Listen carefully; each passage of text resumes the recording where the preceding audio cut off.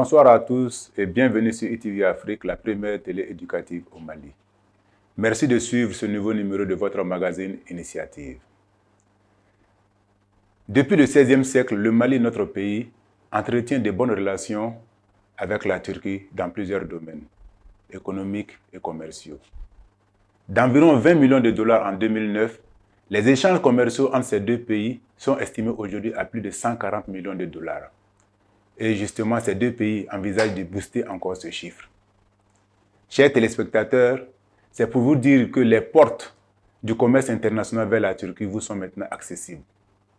Mais pour ouvrir ces portes, il faut justement des clés. Aujourd'hui, notre invité du jour, selon les dires, posséderait une clé magique pour ouvrir les portes de la Turquie. Je parle bien sûr du domaine privé, des investisseurs privés.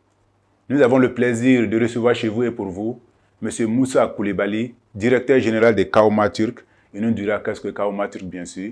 M. Koulibaly, bonsoir et merci de nous recevoir chez vous. Bonsoir à vous, M. Konaté. C'est à moi de vous remercier d'être venu nous voir ce soir au siège de Kaoma Turk. D'accord. Tout le plaisir est pour nous, M. Koulibaly.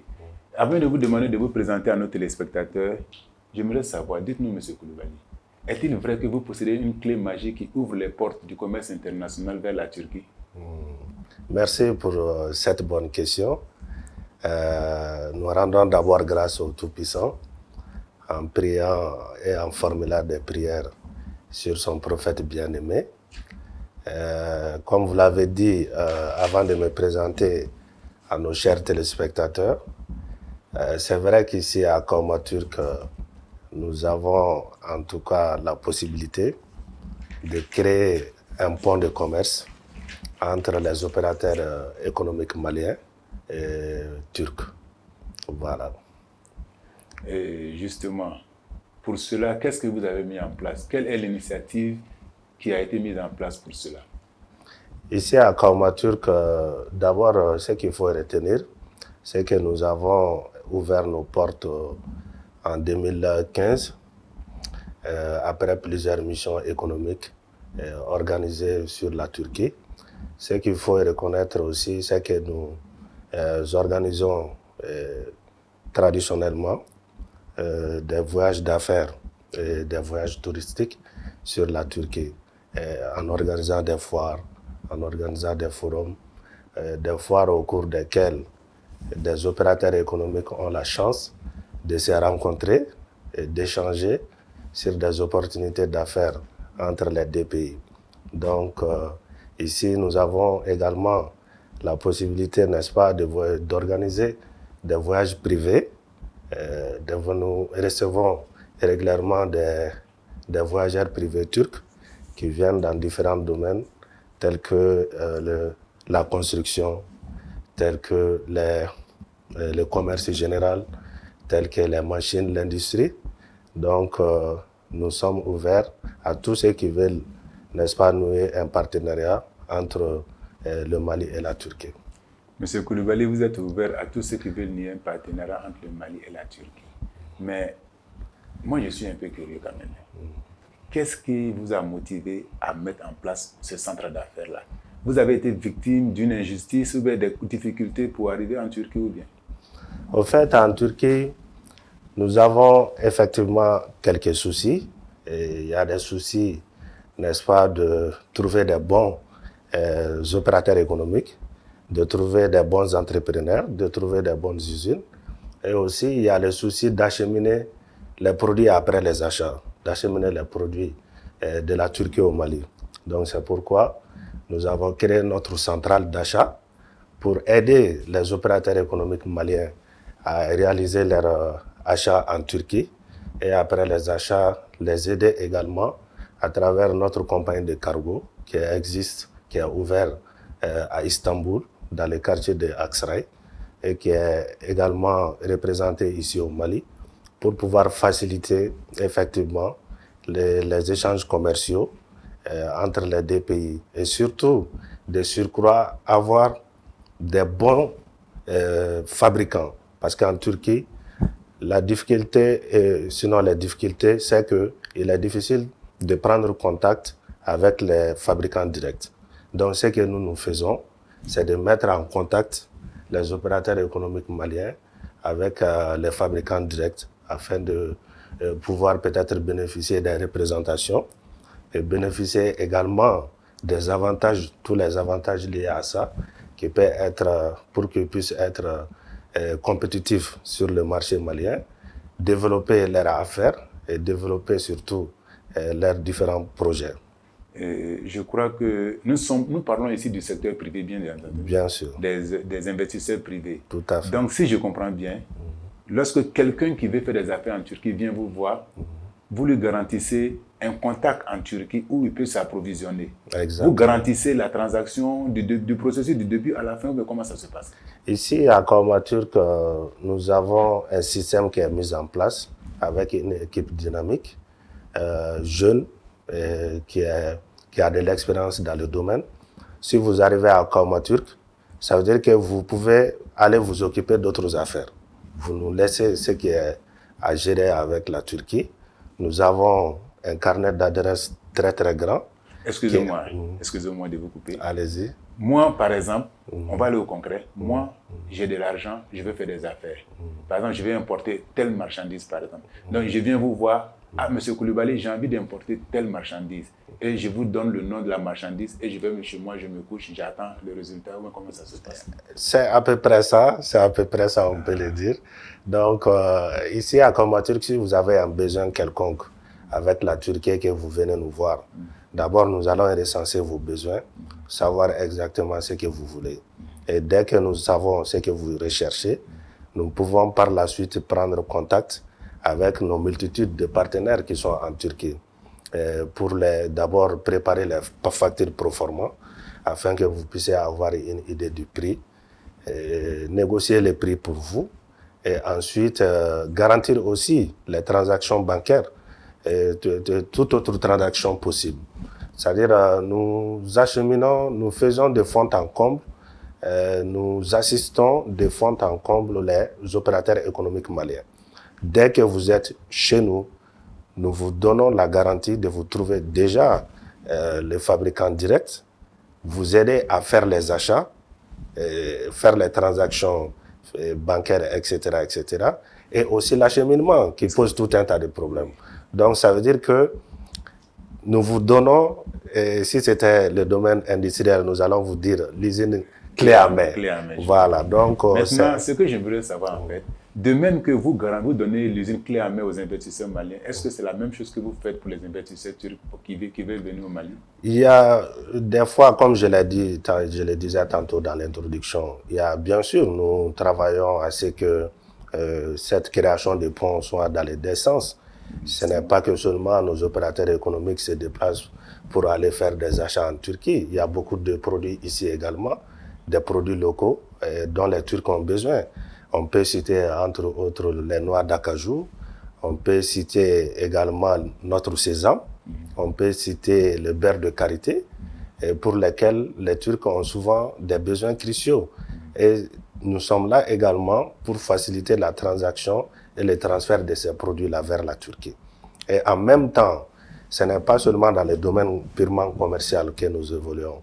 Nous évoluons aussi dans le domaine des infrastructures, que ce soit les bâtiments, c'est-à-dire les Maliens qui veulent avoir, en tout cas, les Turcs sont reconnus pour être, n'est-ce pas, des bons constructeurs dans les bâtiments. Et pour qui le sait, pratiquement toutes les ambassades américaines sont construites par les Turcs. Donc, ils évoluent beaucoup ici chez nous dans le domaine de construction. Nous avons la capacité et la possibilité de faire venir des équipes sur place pour pouvoir construire des A jusqu'à Z dans le domaine de la construction, premièrement. Et deuxièmement, également, souvent, puisque Kormaturk intervient dans 3 domaines principaux. Nous intervenons dans le domaine du commerce, nous intervenons également dans le domaine du tourisme médical et nous intervenons dans l'organisation des voyages d'affaires, dans les deux sens. De la même manière que nous amenons en général les opérateurs économiques maliens vers la Turquie, de la même manière, nous encourageons également des opérateurs économiques turcs à venir investir au Mali. Nous avons actuellement quelques usines que nous avons pu faire venir, à savoir la société Yeşil Vadi, qui intervient dans le domaine des engrais organiques bio. Actuellement, cette société est présente au Mali, pilotée en prélude par Kauma Turc. Nous avons également la société Tamuntum, qui fait des machines à glace. Donc voilà, entre autres, quelques résultats que nous pouvons citer par rapport à cette mise en relation. D'accord, voilà. Bien noté, nous avons compris. Vous avez parlé par rapport à vos domaines d'activité, vous avez parlé du tourisme médical. Qu'est-ce que c'est? Le tourisme médical, c'est surtout ceux qui veulent, c'est-à-dire les Maliens, les compatriotes, qui veulent aller se faire soigner en Turquie, ou soit profiter de leurs vacances pour aller faire des bilans de santé, parce que la Turquie est reconnue aujourd'hui pour avoir un plateau technique sanitaire très très moderne. Nous pouvons le faire tout en nous occupant, n'est-ce pas, de toutes les démarches administratives déjà ici, pour l'acquisition du visa d'entrée en Turquie. Ensuite, leur accueil au niveau de l'aéroport de Turquie, avec notre équipe qui est sur place là-bas. Nous occuper de leur installation, c'est-à-dire les réservations d'hôtels, etc., etc., et même leur transfert entre les hôpitaux et leurs hôtels. Et nous avons aussi des équipes sur place qui peuvent s'occuper de la traduction, parce que la Turquie est un pays très nationaliste. Ils sont très collés à leur langue officielle, qui est la langue turque. Donc, il faut aussi des facilités au niveau du langage, de la langue. Donc, c'est pourquoi nous mettons à disposition tout ça pour que nos compatriotes puissent bénéficier, n'est-ce pas, de ce plateau technique moderne des Turcs. Et non, et même ça, on ne le fait pas dans un seul sens. Il arrive des fois que nous organisons, par exemple, des journées d'opération de cataracte gratuitement. Il arrive qu'on fasse venir des professeurs de la Turquie qui viennent ici, par exemple, dans un domaine bien précis, que ce soit la cardiologie, que ce soit l'urologie, la gynécologie, qui viennent faire quelques jours et qui font des opérations tout dans le seul bonheur des Maliens.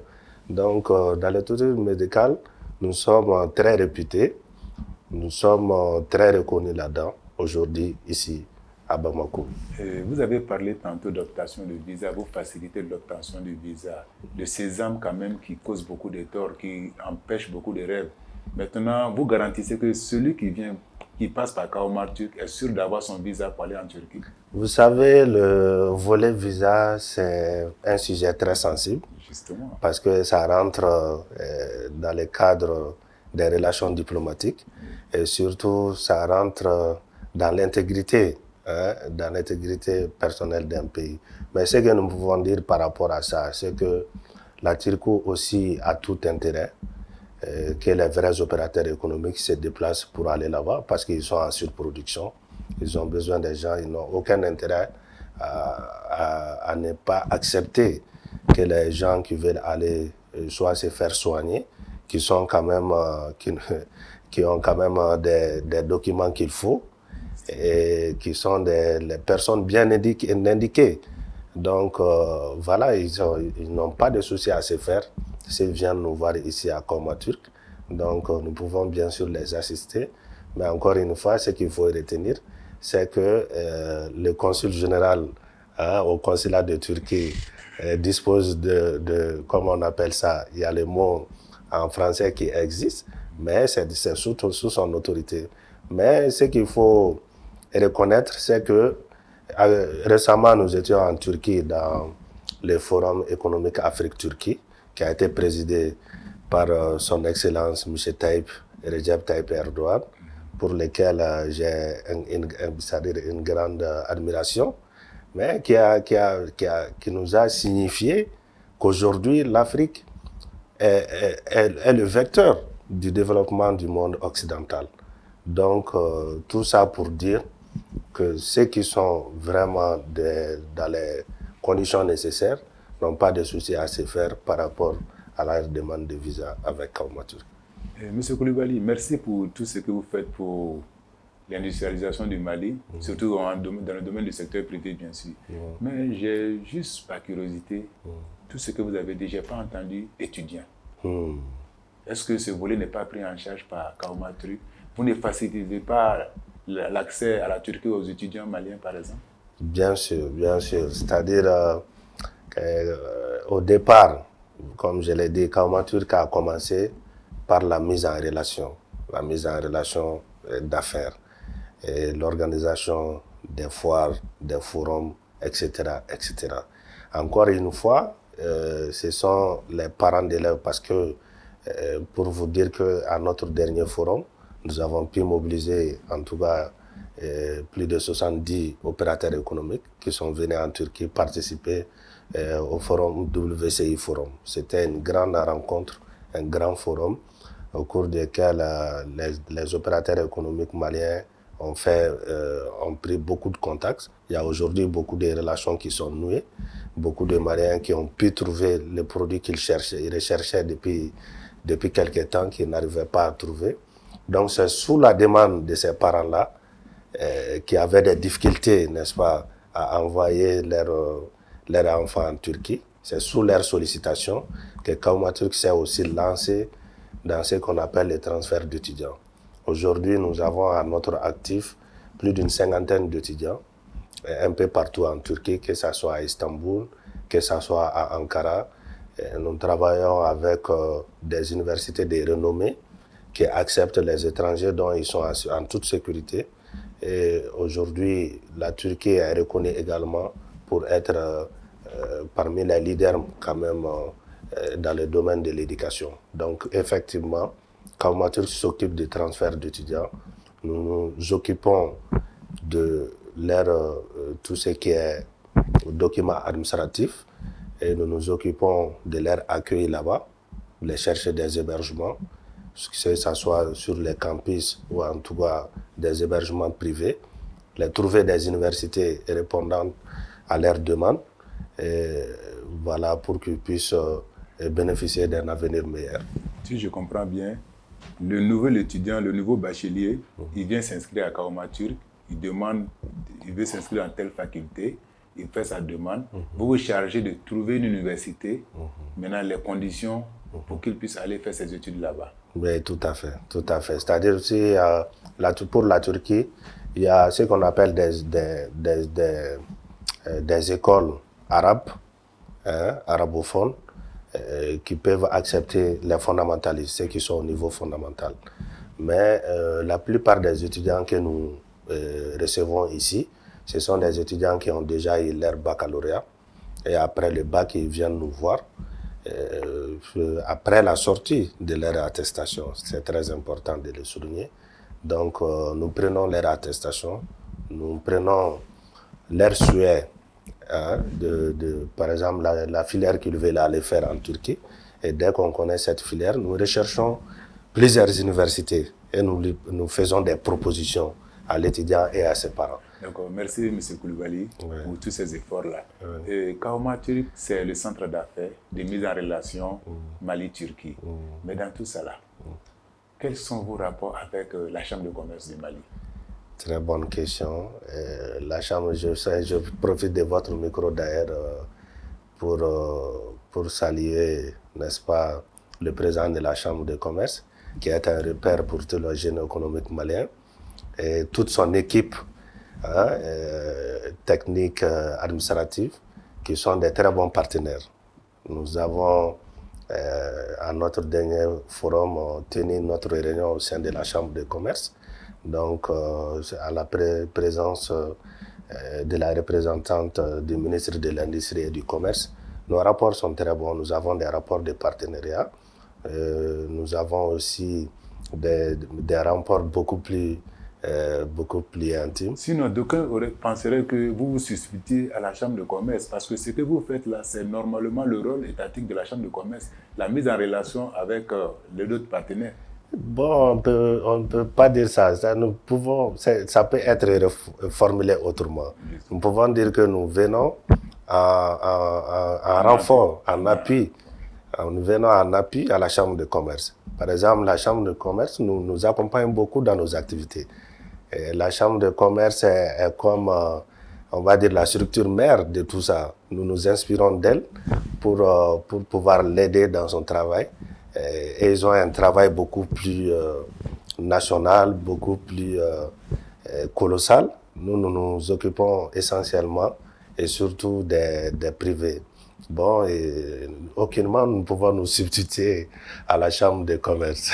C'est agréable à vous écouter, mais nous tendons allègrement vers la fin de cet entretien. Merci. Dans toute activité, il y a des difficultés. Bien sûr. Rapidement, quelles sont les difficultés majeures auxquelles vous êtes confrontés? Oui, toute initiative humaine a des difficultés, bien sûr. Au sein des Kaumaturk, que nous avons souvent quelques difficultés à gérer, par exemple, les transferts bancaires. Le taux de transfert ici au Mali est un peu élevé. Et également, de l'autre sens aussi, nous avons souvent des soucis pour les lettres de crédit, les LC, par exemple, parce qu'en général, nous n'avons pas des banques répondantes, soit ici, soit à la Turquie, au niveau de la Turquie, pour nouer des partenariats et faire des achats. Cette difficulté, nous l'avons. Nous avons également souvent des difficultés avec même nos participants qui viennent avec nous au niveau de la Turquie, qui ne suivent pas essentiellement Kaumaturk dans son idée et dans le sens de leur fournir des meilleurs services. Il y a beaucoup qui préfèrent aller un peu dans l'informel.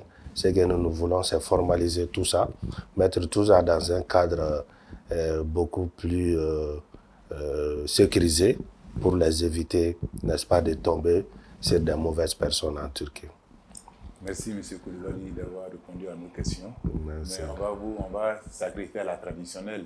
Oui. Votre dernier message à l'endroit des industriels maliens, des commerciaux maliens, des commerçants maliens qui veulent aller en Turquie, qu'est-ce que vous avez à leur dire?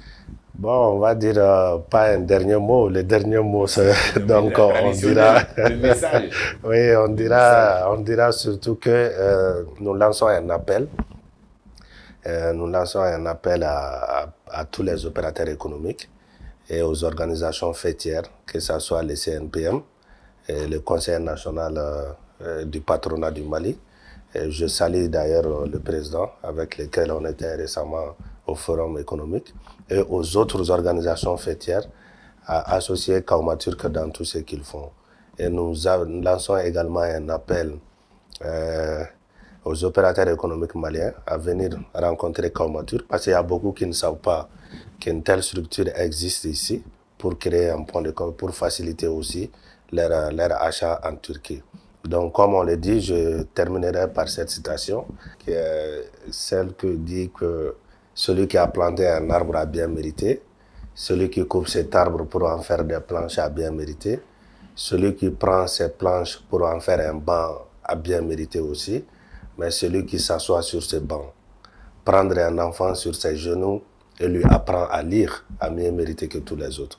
Donc, les trois premiers ont ajouté quelque chose aux ressources de l'humanité, mais le dernier a ajouté quelque chose à l'humanité elle-même, puisque de cet enfant, il a fait un homme éclairé, c'est-à-dire meilleur.